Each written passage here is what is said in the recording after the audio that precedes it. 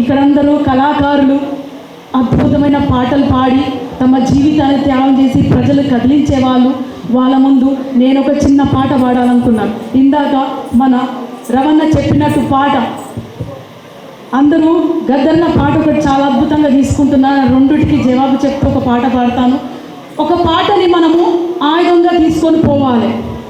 ఆ పాట చాలా అద్భుతమైన పాట ఇండియన్ ఫైల్స్లో వచ్చింది. అది ఒక 3 ఏళ్ల ముందే రాస్తారు. మూవీ రిలీజ్ అయ్యే వారికి గద్దరన్న చనిపోయారు. ఆ పాట మీకు గుర్తు చేసుకొని యూట్యూబ్లో మరీ గూగుల్ చేసి విని దాన్ని ఒక ఆయుధంగా తీసుకుపోవాలని కోరుతున్నాను. బానిసలారా లెండిరా, ఈ బాచలు బతుకులు వద్దురా, అడక తింటే మన ఆకలి తీరదు, గుంజుకుందామురో.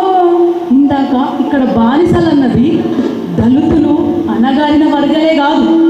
ఇక్కడ బానిసలన్నది వ్యసనాలకు దూరం, వ్యసనాలకు బానిసలు అవుతున్న వాళ్ళు. వాళ్ళలో అన్నాడు, నాకు జన్మనిచ్చిన తల్లివి, నా తోడ పుట్టిన సెల్లివి, ఎన్నాలి కన్నీలు నీ కనుల నిండా నీలు, మీరు సింగులు చెక్కితే చాలా సింహం పరుగులు తీసు, చూలు తులుపుకొని పోవు, తోక ముడుసుకొని ఉరుకు. అమ్మా నీకు వందనం, తల్లి నీకు వందనం. యువతరం ఎక్కడ? ఇక్కడ చూస్తే అందరు 35 ఏళ్ళు 45 ఏళ్ళు ఉన్నారు. ఇందాక అన్న తన మేనల్లుని పాట పాడించినారు. చిన్నప్పుడు నన్ను పాట పాడించినారు కాబట్టి నేను ఇక్కడ నిలబడి ధైర్యంగా కొట్లాడడానికి రెడీ ఉన్నా. మరి మన యువతరం ఎటుపోతుంది? మొబైల్ చూసుకుంటా రాంగ్ టెక్నాలజీ వైపు తమ జీవితాలను నాశనం చేస్తూ వేరే జీవితాలను నాశనం చేస్తున్నది. ఏది యువతరం? యువతరమా నవతరమా? నెక్స్ట్ టైం మన కళాకారులు మేధావులు ఎటువంటి మీటింగ్ పెట్టినప్పుడు ఖచ్చితంగా మన ఇంట్లో నుంచి మన అమ్మను, మన అక్కను, మన పిల్లలను, మన మేనబిడ్డలు, మేనమామలు, మన పిల్లలంతా మీటింగ్లో ఉండాలన్న ఓన్లీ మేధావులు ఒకటే కాదు. నవతరమా యువతరమా, భవిష్య భారత భాగ్యమా, తల్లిదండ్రుల సుఖమా, అమర ప్రేమికుల దీపమా, నిరాశ నిస్పృహ నిరుద్యోగమా, తెగించే తలపడే సైన్యమా, ధైర్యమా, శౌర్యమా. ఇంకొకటి ముఖ్యమైనది చెప్పినాడు ఈ పాటలో. రాజకీయ బానిసలారా, రాజీ బతుకులు వద్దురా, ఒకే మనిషికొక ఓటురా, నోటుకు బలి పెట్టొద్దురా, వెలకట్టలేనిది ఓటురా, అది బాబా సాహెబు పాటరా, బానిసలారా లింగిరా, బానిసలారా లింగిరా. ఓటు విలువ ఎంత పెద్దోనైనా, ఎంత చాతగానోనైనా, ఏమి లేనోడైనా, ఒక నిజాయితీపరైన ఒక పిచ్చగాడైనా రాజుని చేయగలుగుతుంది.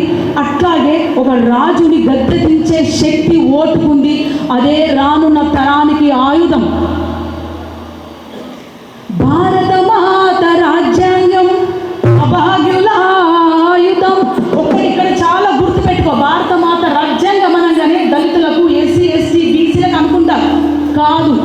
భారత రాజ్యాంగము ఏ కులంలో ఉన్నా, ఏ మతంలో ఉన్నా అది అణచివేయబడుతున్న వాళ్ళ కోసం.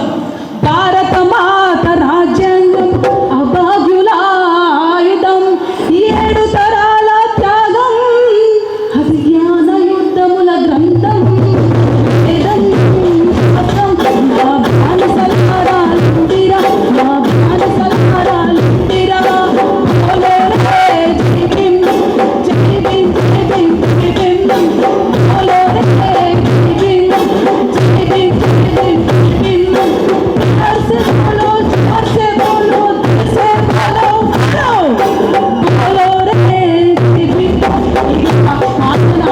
తీసుకోవాలని నేను కోరుతున్నాను. అట్లాగే ఇంకొక చిన్న పాట. మనమందరం ఇక్కడ వీరులం. మన ఇక్కడున్న ప్రతి ఒక్క యుద్ధ సైనికుడు. ఇంతమంది యోధులున్నాక మహిళని రక్షించుకోలేకపోతున్నాం. మహిళల కోసం ఐక్య సంఘటన కావాలని మీకోసం నేను ఇక్కడ నుంచి వేదిక నుంచి కోరుతున్నాను. అట్లాగే గద్దరన్న మరణించలేదు, గద్దరన్న బతికే ఉన్నాడు. మేము పయనమైనము, అందరం పయనమైదామా? అందరం పయనమైదామా?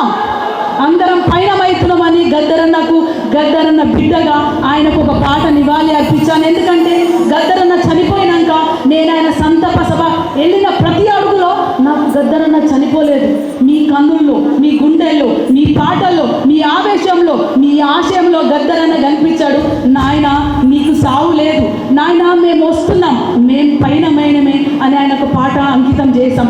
గద్దరన్న మీద సంవత్సరం లోపల ఒఫీషియల్గా 2000 చిల్లర పాటలు తెలిస్తే అన్అఫీషియల్గా వేలాదిగా లక్షలాదిగా పాటలు పాడుకుంటున్నా. అంత మహానుభావుడికి నేను కూడా ఆయన బిడ్డగా చిన్న చిన్న అక్షరాలు ఆయన మాటలే తీసుకొని, ఆయన గానమే తీసుకొని, ఆయన నటనే తీసుకొని ఆయనకు మొత్తం కళారూపాలు, కళా సంస్కృతికి నుంచి ఆయనకు అందజేస్తున్నాను ఈ వేదిక ద్వారా.